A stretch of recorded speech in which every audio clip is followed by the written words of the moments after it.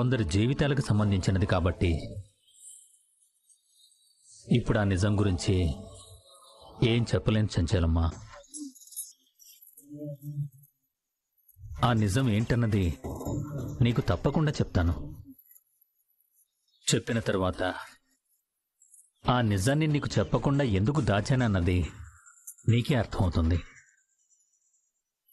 ఇంతకు మించి దాని గురించి నేనేం మాట్లాడను. నేను అడిగిన దానికి సమాధానం చెప్పకుండా తప్పించుకోవడానికే ఇలా అంటున్నారా? ఇలా ఎన్నాళ్ళని అబద్ధం చెప్పి నన్ను మోసం చేయాలనుకుంటున్నారండి. నేను చెప్పేది అర్థం చేసుకో చెంచలమ్మా. అర్థం చేసుకున్నానండి. కోడలు, భర్త, ఈ ఇంటి పనివాడు ఇలా అందరి దగ్గర మోసపోవడమే నా జీవితం అని అర్థం చేసుకున్నాను. బాగా అర్థం చేసుకున్నాను. ఒంటి మీద ఒక్కొక్క దెబ్బ పడుతుంటే నా ఒంటి మీద తగిలినట్టుగా అనిపించిందిరా. అనిపించింది తప్ప దెబ్బలు తగలేదుగా. నాకు పెడుతున్న నొప్పి నీకు లేదుగా. ఈయన కొడుతుంటే చూడలేకపోయాను రా. తప్పు చేయకుండా దెబ్బలు తింటే బాధపడాలి గాని తప్పు చేసి తిన్నాడు కాబట్టి బాధపడకూడదు బావా. ఆయన ఆ సంటి బాబు అనుకుని ఈ సంటి గాడిని ఎలా కొట్టించావురా?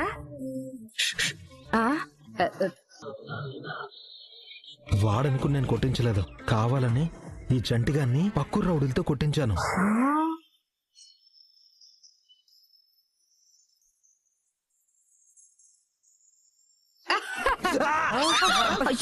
నువ్వు దానివి నీకు దెబ్బలు తగిలితే తగిలే గాని ఆ సంటి గాడిని కొట్టించి మంచి పని చేసావురా. అంటే చంటిగాన్ని కొట్టినందుకు సంఖ్యలు గుద్దుకుంటున్నారు తప్ప సింధూరు నన్ను కొట్టినందుకు మీకు ఎలాంటి బాధ లేదన్నమాట. బాధ లేకుండా ఎలా ఉంటుంది బావా? ఎదుటి వాళ్ళని దెబ్బ కొట్టాలనుకున్నప్పుడు మనకు కూడా చిన్న చిన్న దెబ్బలు తగులుతాయి, మరి ఓర్చుకోవాలి.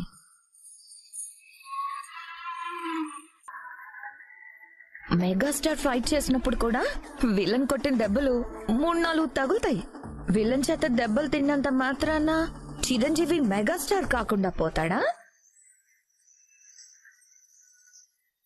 నువ్వు చెప్పింది కన్విన్సింగ్ గానే ఉంది. అయితే ఓకే. నీ కొడుకు దెబ్బలు తిన్నాడని నువ్వేం ఫీల్ అవ్వకత్తమ్మా.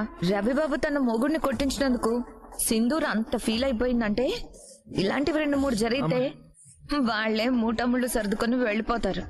అంటే వాళ్ళు వెళ్ళిపోవడం కోసం నా కొడుకు ఇలా దెబ్బలు తింటూ ఉండాలా? తింటే తిన్నాళ్లే వదినా. ఆ సంటిగాడి సింధూరలో ఎక్కడి నుంచి వెళ్ళిపోవడమే కదా మనకు ముఖ్యం. అది నిజమే అనుకో, కానీ నా కొడుకు ఇలా. అమ్మా నువ్వేం ఫీల్ అవకమ్మా. మెగాస్టార్ కి కూడా ఎదురు దెబ్బలు తగులుతాయని చాముండి చెప్పింది కదా. చిన్న తప్పుకి నా కొడుకు ఎన్ని దెబ్బలు తినాల్సి వచ్చిందో చూసారా బావుగారు? నా కొడుకు దెబ్బలు తిన్నాడన్న బాధ కన్నా ఆ సింధూర కొట్టించిందన్న బాధ ఎక్కువగా ఉందన్నయ్య. బావ తప్పైపోయింది క్షమించమని చెప్పినా కూడా అది కావాలని అత్తమ్మని రెచ్చగొట్టి మరీ బావని కొట్టించింది మావయ్య. ఎలా పగబట్టినట్టు కొట్టడం చాలా దారుణం అన్నయ్యా. ఈ రోజు నా కొడుకును కొట్టించినట్టే రేపు ఇంకోటి ఏదైనా చేస్తుంది బావుగారు. వీడికి దెబ్బలు తగిలినందుకు మీరందరూ ఎలా బాధపడుతున్నారో తన భర్తకి దెబ్బలు తగిలినందుకు సింధూరకు కూడా బాధ ఉంటుంది కదా.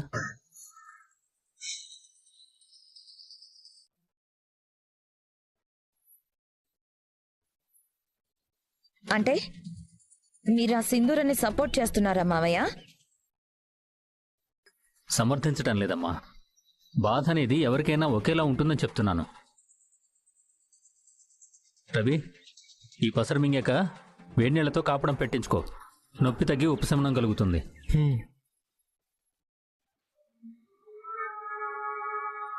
తన మొగుణ్ణి కొట్టినందుకు అది అంతలా రెచ్చిపోయిందంటే ఇలాంటివి 2-3 జరిగితే ఇక్కడుండి వేస్ట్ అని వాళ్ళు వెళ్ళిపోతారు.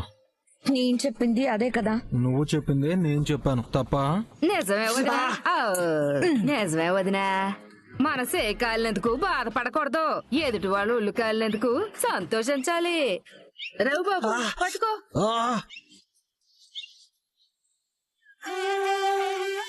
నొప్పిగా ఉందా అండి?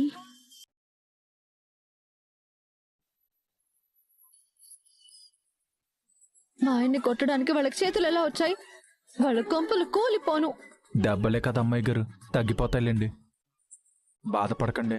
బాధపడకుండా ఎలా ఉండగలను? మీకేమైనా జరిగితే నేను తట్టుకోగలనా?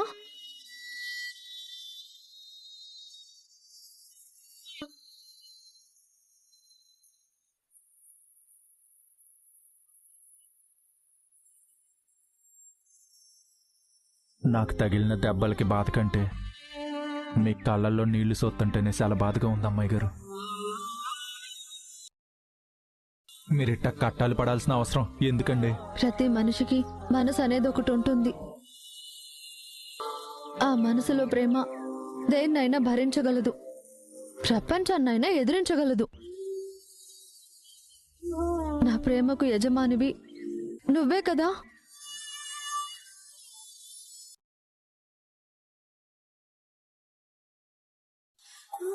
ఉండండి, పసుపు తీసుకొస్తాను. రే చంటి, ఇదిగో అయ్యగారు, పసుపు పూస్తే తగ్గే దెబ్బలు కావవి. తలకు చూడు, వాపు కూడా వచ్చినట్టుంది. ఈ పసరు రాస్తే వాపులు తగ్గి గాయాలు మాంతాయి. తీసుకో. అటగేనండి. ఆగండి.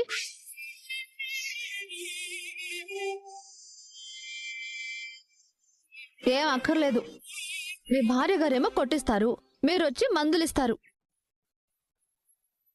భార్య గారిది హింస అయితే భర్త గారిది సేవ. బాగుందండి మీ వరస. అమ్మాయి గారు, అయ్యగారితో అట్ట మాట్లాడుతున్నారేంటండి? నీకేం తెలియచంటి, నువ్వు మాట్లాడుకో. ఆవిడ గారేమో పొగరుతో కొట్టిస్తారు, ఈయన గారేమో పసరు మందు రాస్తారు. చంప మీద కొట్టి చేతుల్లో బెల్లం ముక్క పెట్టడం అంటే ఇదే మరి. పనసకాయతో కొట్టి పత్తితో ఒత్తడం మీకు అలవాటు అనుకుంటాను. మీ మందు గిందు మాకు అవసరం లేదు. వెళ్ళండి వెళ్ళండి, వెళ్ళి మీ పని చూసుకోండి. ఏదైనా మాట్లాడితే చాలు మీ భార్య గారికి అంత కోపం వచ్చేస్తుంది.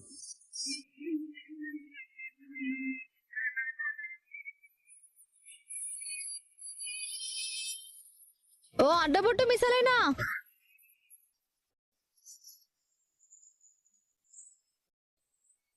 అవసరం లేదని చెప్తున్నాను కదండి, ఇంకా నించున్నారేంటి? వెళ్ళండి వెళ్ళండి, వెళ్ళి మీ పని చూసుకోండి, వెళ్ళండి. ఏంటమ్మాయి గారు, ఏం మాట్లాడుతున్నారు మీరిలా? రే చంటి, అయ్యగారు, నీ పెళ్ళంతో మాటలు పడుతూ ఇక్కడ ఉండాల్సిన అవసరం నాకు లేదు. ఇది రాసుకుంటే ఆ వాపులు తగ్గి గాయాలు మాన్తాయి. అది కదండి. రాసుకుంటే రాసుకో, లేదంటే నీ కర్మ.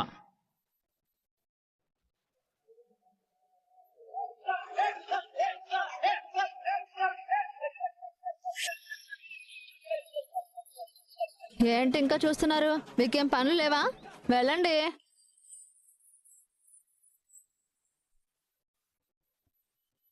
అయ్యగారు, ఏంటమ్మాయి గారు, పెద్దయ్య గారితో ఇట్టగైనా మాట్లాడేది? పాపం ఆయన ఎంత బాధపడి ఉంటారో. ఇప్పుడే కదండి అయ్యగారు ఇచ్చిన మందొద్దన్నారు, మళ్ళీ ఎందుకు రాస్తున్నారు? మర్చిపోయావా చంటి, మనకి సగం బాటా ఉంది. పిడకల దగ్గర నుంచి పసరు మందు వరకు మనకు అన్నింట్లో వాటా ఉంది. ఎందుకు వదులుకోవాలి? మండుతుందా? లేవండి, ఒకసారి లేవండి. దేనికండి? లేవండి. థూ, థూ, థూ. తిరగండి. థూ, థూ, థూ. తిరగండి. ఇరుగు దిష్టి, పొరుగు దిష్టి, నా దిష్టి, పక్కింటోళ్ళ దిష్టి, ఎదిరింటోళ్ళ దిష్టి, ఇప్పుడే వచ్చిన చక్రం బాబాయ్ దిష్టి, చంచలమ్మత్త దిష్టి, అడ్డబొట్టు మిసాలైన దిష్టి, ఆ బసవా దిష్టి, ఇంట్లో ఉన్న దొంగల దిష్టి, ఊళ్ళో వాళ్ళ దిష్టి, అందరి దిష్టి పోవాలి. అబ్బబ్బబ్బా, మా శ్రీవారికి ఎంత దిష్టి తగిలిందో చూడండి బాబాయ్. అమ్మా మీరు ఒకసారి వచ్చి చంటి పక్కన ఉంచండి. ఎందుకు బాబాయ్? నేను చెప్తాను కదమ్మా, రామా. ఒక్క నిమిషం ఇక్కడ ఉండమ్మా.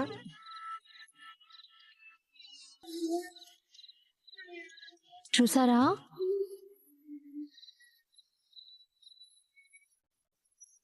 ఇప్పుడు నువ్వు మీ ఆయనకి దిష్టి తీసావు కదమ్మా. మీ జంట చూస్తుంటే నా దిష్టే మీకు తగిలేలాగుంది. అందుకే నేను దిష్టి తీస్తాను. అమ్మో, మన జంట మీద ఎంత పెద్ద దిష్టి పడిందో చూసారా? శబ్దం ఎంత పెద్దగా వస్తుందో. వాళ్ళ కళ్ళు మండిపోను, వాళ్ళ చేతులు పడిపోను. ఏంటి బాబాయ్, ఎప్పుడు చూసినా మూతి అని పెట్టి బిగస కూర్చుంటున్నాడు. ఏమోనమ్మా, అదంతా నాకు తెలీదు. నువ్వు నవ్విస్తావో, ఏం చేస్తావో, బొజ్జగిస్తావో, పాట పాడతావో, అదంతా నాకు తెలీదు. మా చంటి నవ్వితే నేను చూడాలి అనుకుంటున్నాను. అంతేనా? అంతే. సరే అయితే.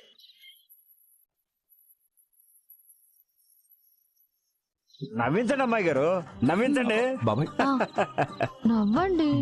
అరే నవ్వరా, నవ్వండి.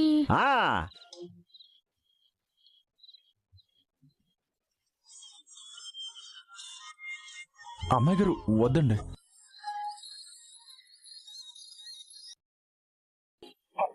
అయ్యో అమ్మాయి గారు, బాబాయ్, అమ్మాయి గారు, బాబాయ్, అరే అయ్యో బాబాయ్, అమ్మాయి గారు, బాబాయ్, అమ్మాయి గారు, బాబాయ్, అమ్మాయి గారు, నవ్వుచండి.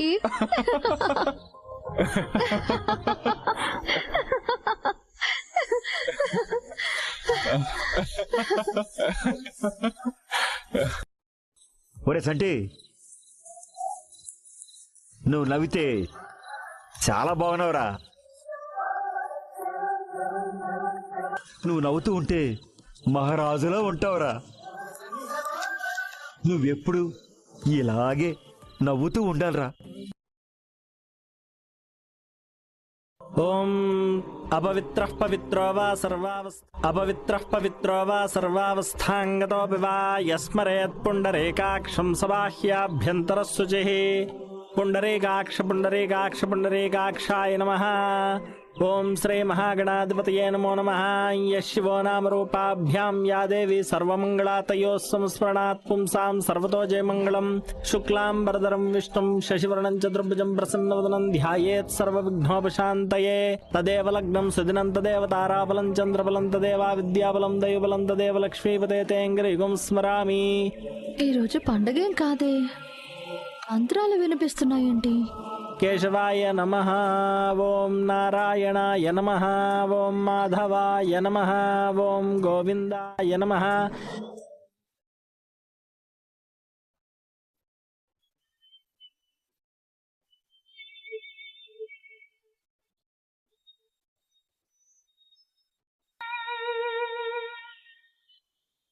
బాబాయ్, ఇంట్లో ఏమైనా పూజ చేస్తున్నారా? పూజ కాదమ్మాయి గారు, ఈరోజు కార్తీక బాబు ఆబ్దికం.